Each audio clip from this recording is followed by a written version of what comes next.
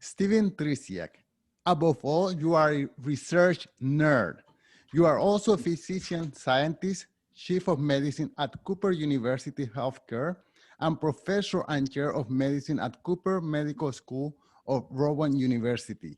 You have been conducting clinical research on critical ill patients in intensive care unit for more than a decade, and you have packaged most of your knowledge in a book that we can read, regular individuals like me who are not scientists. You wrote a book called Compassionomics, the revolutionary scientific evidence that caring makes a difference. Professor Tricia, thank you so much for joining us. It's so great to be here. Thank you for having me on your podcast. It's an honor, and I look forward to the chat. So, I have heard many times that being compassionate is touchy-feely, that it doesn't improve people's life, that you just have to go square into business, get the patient in and out. That's how we do it in Canada. That's how they do it in the States. That's how they do it in England. But you contest otherwise. You contest that we had to show compassion. That's huge news. Well, compassion is something that I think everyone can agree that we ought to use on a daily basis. And that's not just inside of healthcare. I mean, that's just in our daily lives. There's an ought there. We ought to treat people with compassion. There's a moral imperative. And when we look at compassion through a moral or ethical or sentimental, emotional type of lens, we know that compassion matters. But what about a scientific lens? When you look at compassion through the lens of science, are there also evidence-based effects that belong in the domain of science? So one of the questions that we ask, and it's intentionally provocative in the book, we say the pivotal question is, does compassion really matter? And of course, you might say, well, of course compassion matters. It's intuitive for all those moral, ethical, emotional, sentimental reasons. But beyond that, my colleague Anthony Mazzarelli and I, who is also a physician and our CEO here at Cooper University Healthcare in Camden and Cooper Medical School of Rowan University, Dr. Maz and I, we look at something familiar, compassion, but we looked at it in an unfamiliar way. We looked at it through the lens of science, and that's what you get with Compassionomics. Well, okay. So I would like to know a little bit about your background. Sure. I wonder if you always wanted to be a physician, and if so, how is it that you ended up to where you are today? Well, I wanted to be a physician going all the way back to my undergraduate studies. I was actually a philosophy major in college, if you can believe that. But I took all the core science requirements to go to medical school. And I trained in emergency medicine and internal medicine. And right now I'm the chair of the Department of Medicine, which is internal medicine. And I also did training in critical care medicine. So I'm an intensivist. And that word, I was just found out yesterday that word has now made it into the dictionary. And we know why this is the year it made it into the dictionary, because of the pandemic that we're going through. And because it's a respiratory illness in its most severe form, intensivists or specialists in intensive care medicine have become, we were a profession that many people didn't even know existed, and now lots of people know about intensivists. And so I work in the ICU at Cooper, and one of the ways to describe what I do for a living is that I meet people and their families on the worst day of their life, literally. And I'm also a research nerd, as you mentioned in your opening comments. You weren't calling me names. That's a term that I use myself, research nerd. And I was studying resuscitation science, which means resuscitation from cardiac arrest. So my colleagues and I were testing what was the optimal level of oxygen in the blood after resuscitation from cardiac arrest to prevent or lower the risk from permanent brain damage after resuscitation. And now I study compassion in medicine. So that was a bit of a departure for me. I see. So going back to philosophy in a way. In a way, yeah, in a way. I guess I did use my philosophy degree to some extent. But when we're talking about philosophy, we're talking about the big questions. And does compassion really matter? That was a big question that Dr. Maz and I wanted to know the answer to. And it started with actually to bring some business of medicine into the conversation.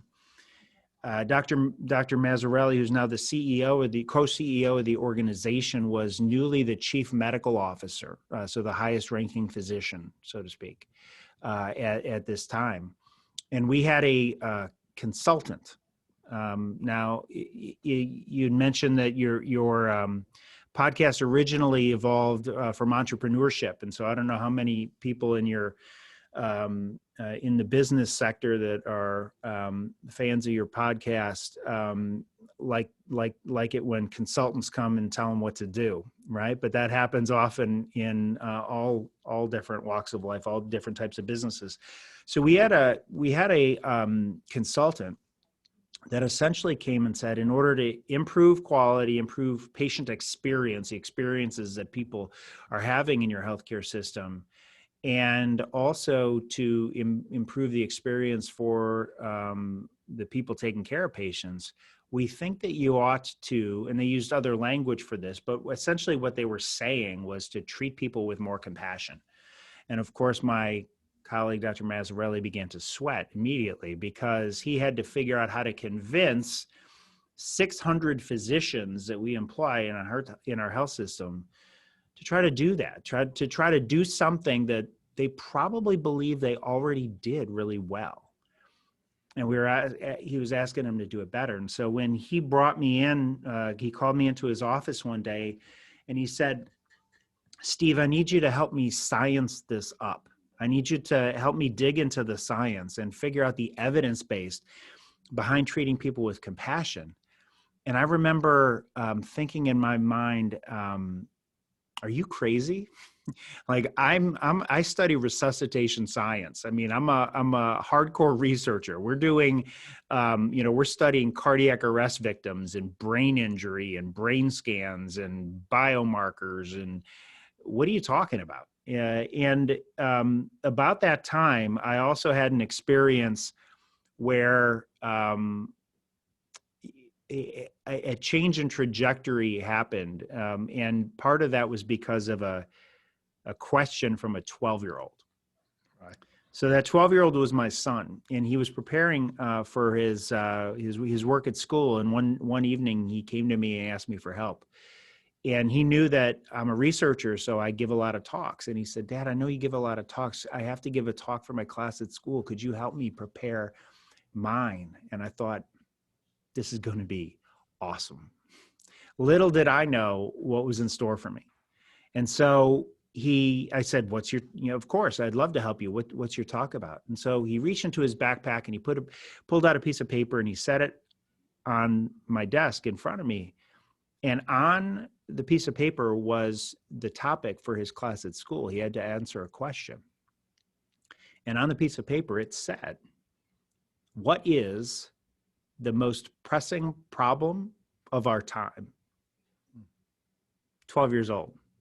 So I don't know what you were doing when you were 12. I was not doing what is the most pressing problem of our time. So I was blown away.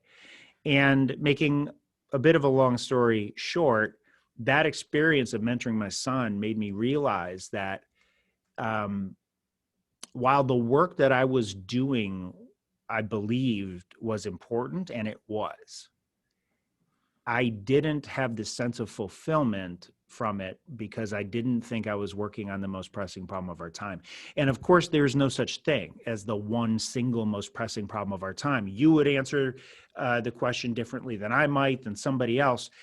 But the question is, from your lens of experience, what is the most pressing problem of our time? And what I realized at that time, and this is pouring through all of the data, not only in healthcare, but in society in general, is that we're in the midst of a compassion crisis, literally. Right. And that all these experiences, all the science that we did at the request of our consultant, and what is the most pressing problem of our time, led us to do all the work in Compassionomics. But how is that even possible? I mean, doctors are already super stretched to the limit there.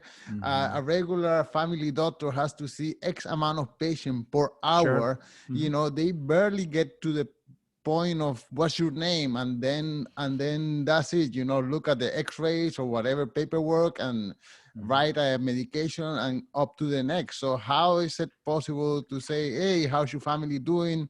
How's your son at school? You know, all this is, the insurance will go crazy over this. So first of all, I want to acknowledge something. You're right. People are really busy, and there are a lot of patients that need doctors' help, doctors, nurses. I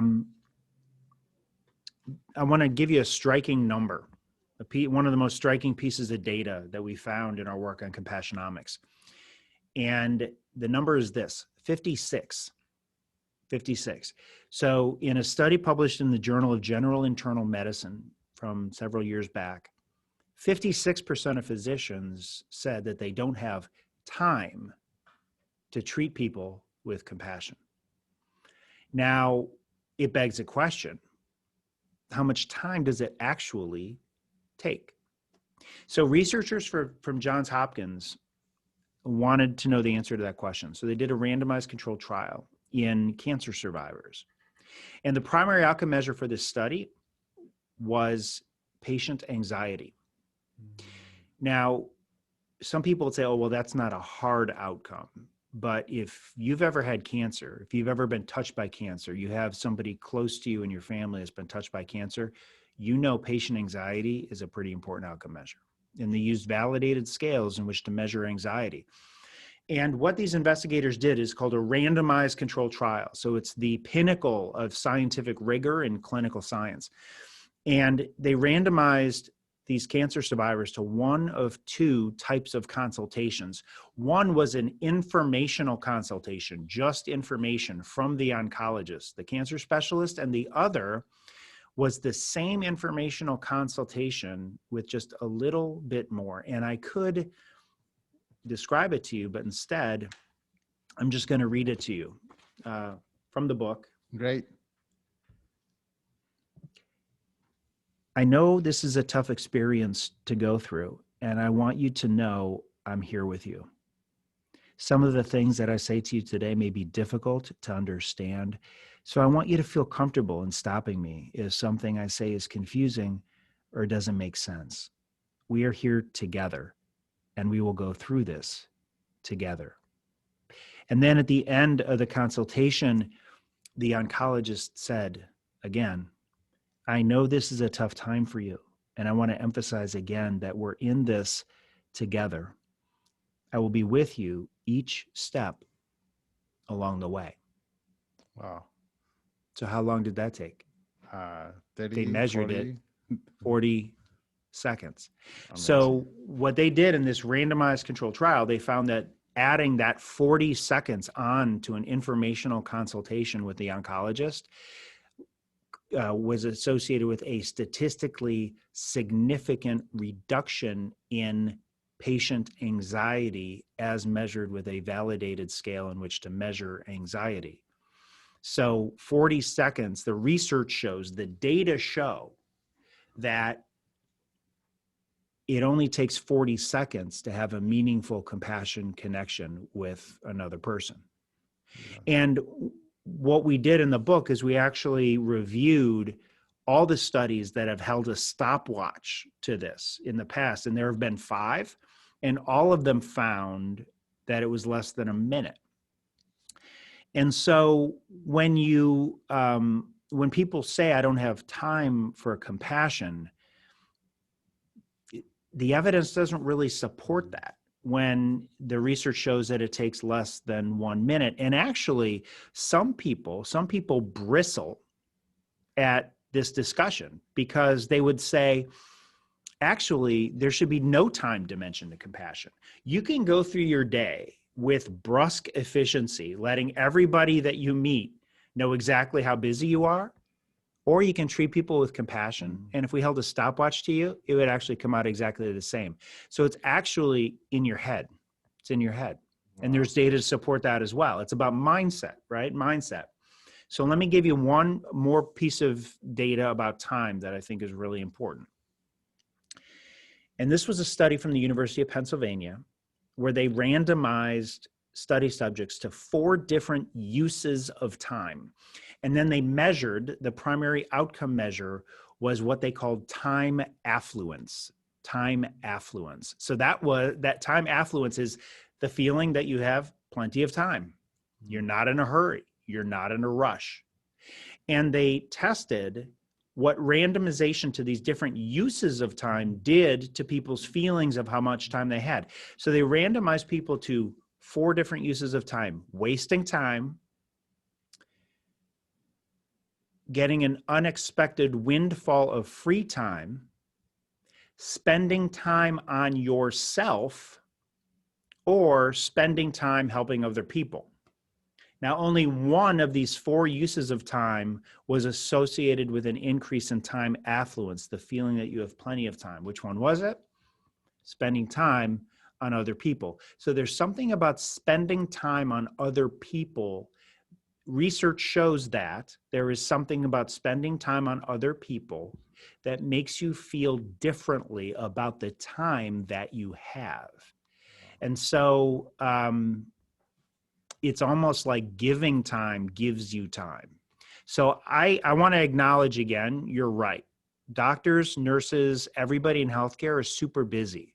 But when you recognize that it only takes less than a minute and that experience of connecting with people will actually make you feel like you have that you have more time, I don't think that time is really why we're not compassionate. Wow. Okay, so I can understand a patient psychologically feeling warm and fuzzy because he's treated with respect and treated nicely by the nurse or the doctor.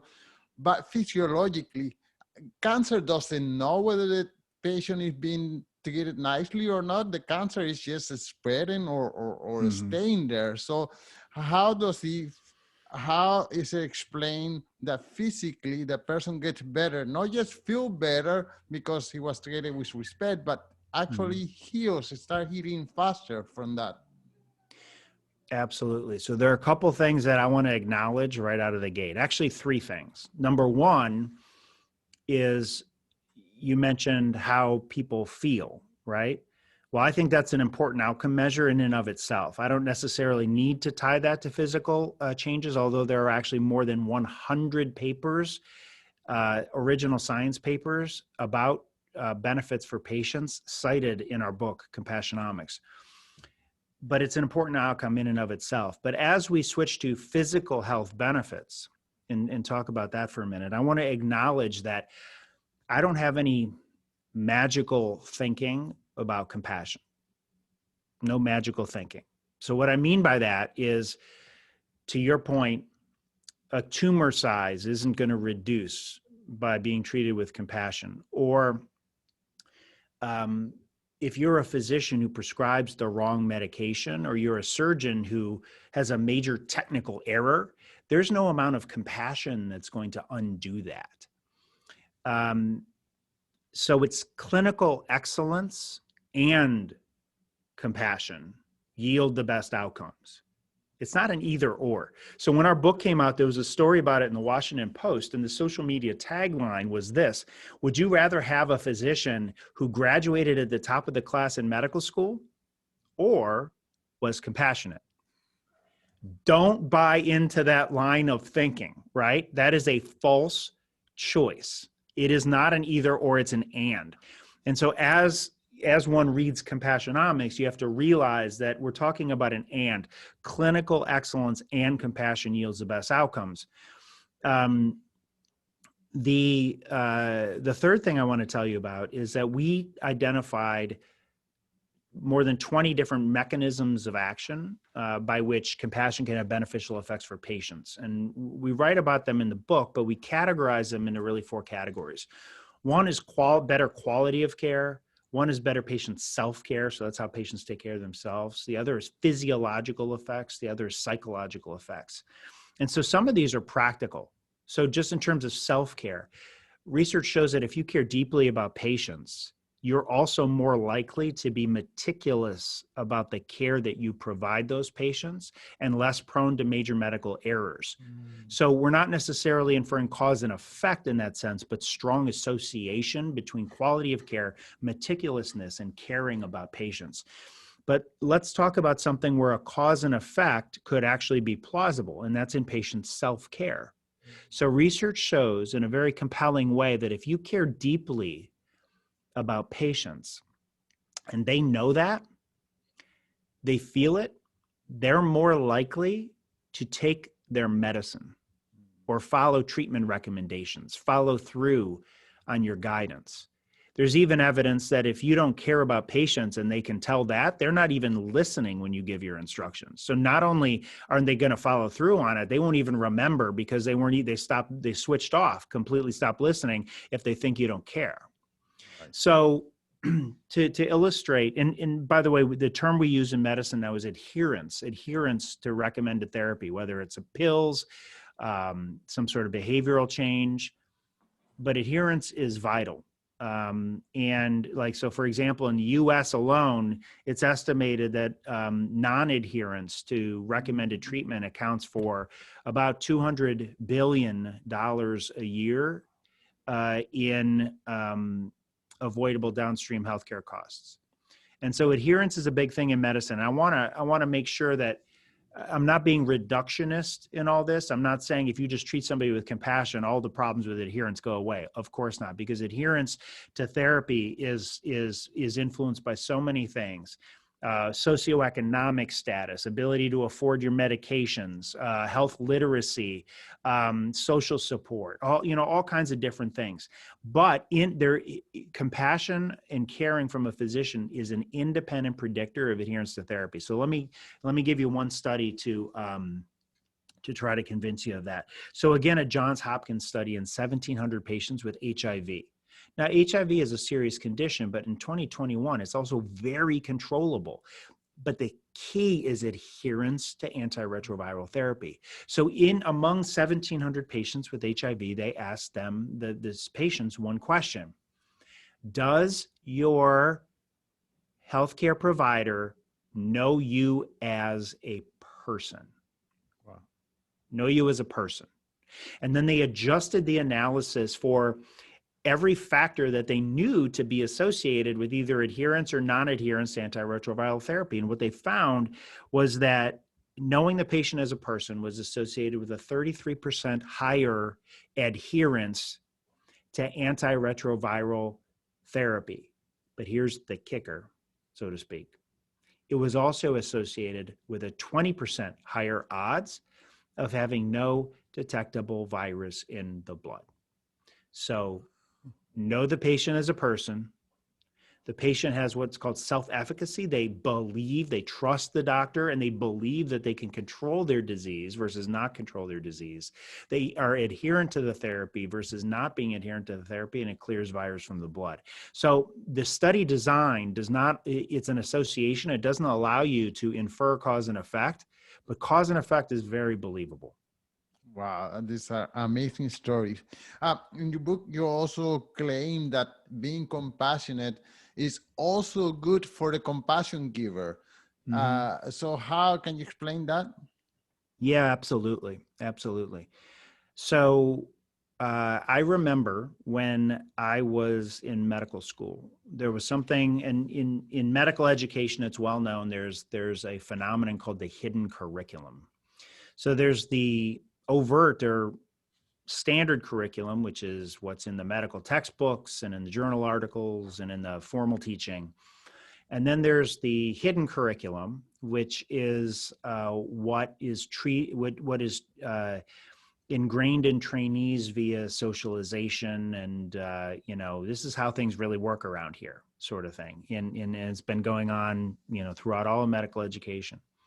And I remember being told, although you couldn't find this anywhere in a textbook, that you shouldn't get too close to patients because too much caring, too much compassion will burn you out. And when I give these talks in front of, medical groups, physicians who are about my age, all nod their heads because they all remember being taught that same thing. The problem is when you look through the scientific literature, and in Compassionomics, we went through more than 1,000 scientific abstracts, more than 280 original science research papers. And so what we share in the book isn't what we think. It's not what we believe. It's not our opinion. It's what we found in a year-long journey through the evidence. And when you look through the evidence, you don't find any real basis for what I was taught through the hidden curriculum. In fact, you see a completely different signal. You actually do see an association between compassion and burnout, but the association is inverse. So it's not high compassion, high burnout. It's high compassion, low burnout, low compassion, high burnout. Now, one of these, before I dive into that a little bit more, we have to know how do you define compassion? We didn't talk about that yet. So compassion is defined, most scientists define compassion this way, as the emotional response to another's pain or suffering involving an authentic desire to help. So there's an action component. It's different from a very closely related word, empathy.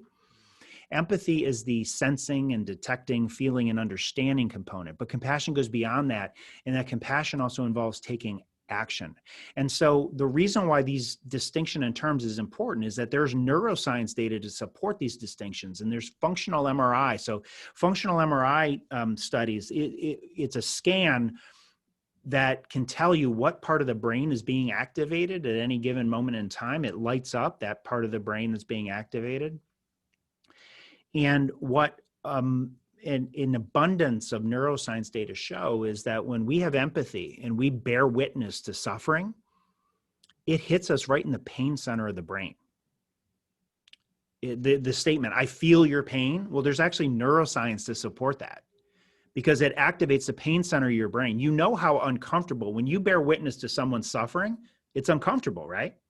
It hurts, maybe not in the same kind of way, but it's very uncomfortable. It's because the pain center of your brain is being activated in some way.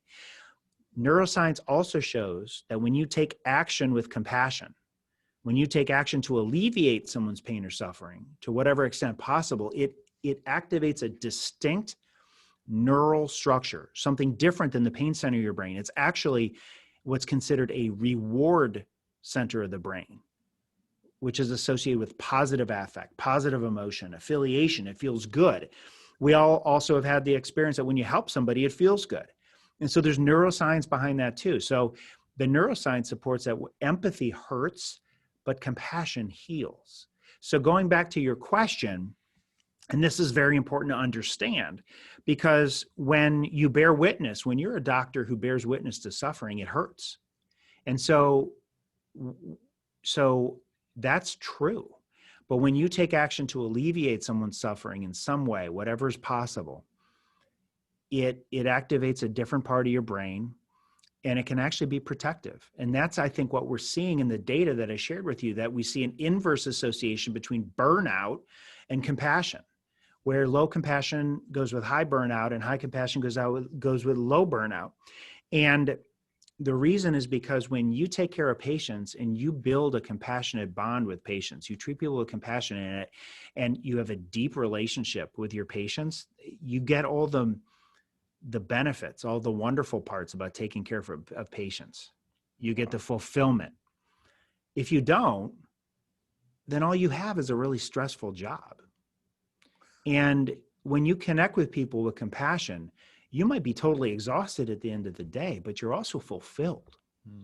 And so the data shows that compassion can actually be an antidote, if you will, to burnout, or protective at least, because you'll build better relationships with your patients and get more fulfillment rather than having no relationships and just bearing witness to suffering all the time, which is very, can be damaging psychologically. So I'll just finish that thought with just a really quick story of where the science meets the personal.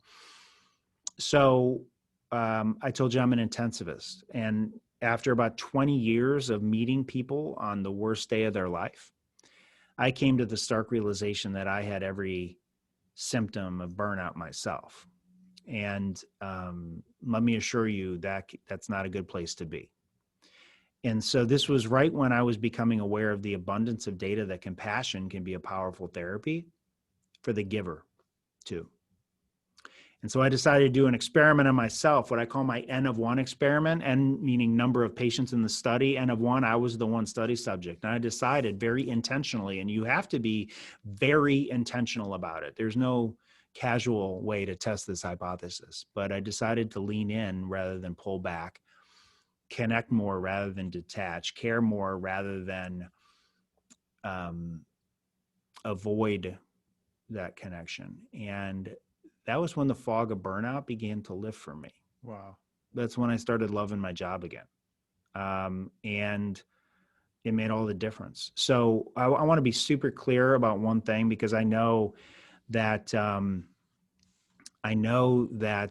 you've got a diverse audience, and it's not, healthcare providers necessarily, and people from all walks of life. And I just want to acknowledge, you don't have to be a healthcare provider or healthcare worker to feel burned out, especially right now, right? So the research shows that if you're feeling that way right now, if you're feeling burned out, you could test the compassion hypothesis for yourself and look around you and see all those people that are in need of your 40 seconds of compassion, and give it to them, and do it as consistently and intentionally as you can, and see how it transforms your experience. So you decided to apply this to yourself, and on one, how easy or difficult it is. Let's say I decide to be more compassionate from now. Let's say I am an a-hole and I treat everyone brusquely, and then now after hearing you speak, I decide that I would like to be more compassionate. How is this something that I could learn, or is this I'm doomed to be an a-hole for the rest of my life? Change is possible. That is not my opinion. It's not what I think, what I believe. That is what the research shows. Change is possible. And in fact, you might think that because I wrote a book about compassion, and you invited, and all your listeners or viewers on YouTube might be thinking that because you invited me to come here and talk to you about compassion, that I must be the most compassionate doctor. Newsflash, no, I'm not. I am trying to get better every day, though, because I see it now. I see it now. And I'm trying to get better every day. And thankfully, science shows that I can. And that even goes for a-holes too. What I mean by that is that there is robust scientific evidence that change is possible. But you have to have the right mindset. Number one is you have to realize that there's an evidence base for compassion. It not only matters to the person that will be the receiver, but it also matters for the giver. And that is science. That is science. There are 280 original science research papers cited in Compassionomics, by the way. Number two is you have to realize it doesn't take as much time as you think, and we already talked about that. So the third thing is you have to have a growth mindset. So some of you may be familiar with that term. There was a book called Mindset, written by Dr. Carol Dweck from Stanford. And she's done research with her colleagues at Stanford, like Dr. Jamil Zaki and others, to realize that growth mindset, which is where you believe that you can get better, because whatever you're trying to do is a skill. It's not a trait. It's not something that's ingrained in your DNA or the fabric of who you are. You can actually get better at something. What they did in studying school-age children in education is realize that anybody who thought that their achievements were based on their traits, like either I'm smart or I'm not, they don't get better because they believe that when they fail, it's because they're stupid. It's not that they're stupid. It's that they just haven't learned the skills yet, right?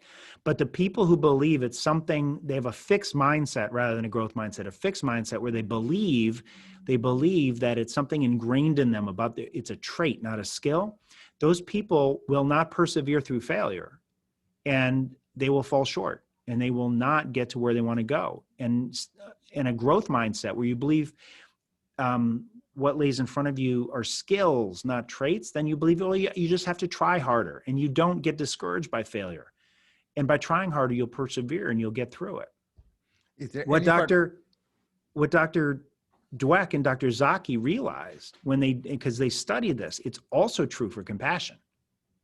So when people believe, and they've studied this and published on it, when people believe that compassion is something you can get better at, and they think it's a skill, they will get better at it. They will persevere. But if they believe it's fixed, you're either born with compassion or you're not, they won't persevere. They'll experience failure and they'll stop. They'll never get better at compassion.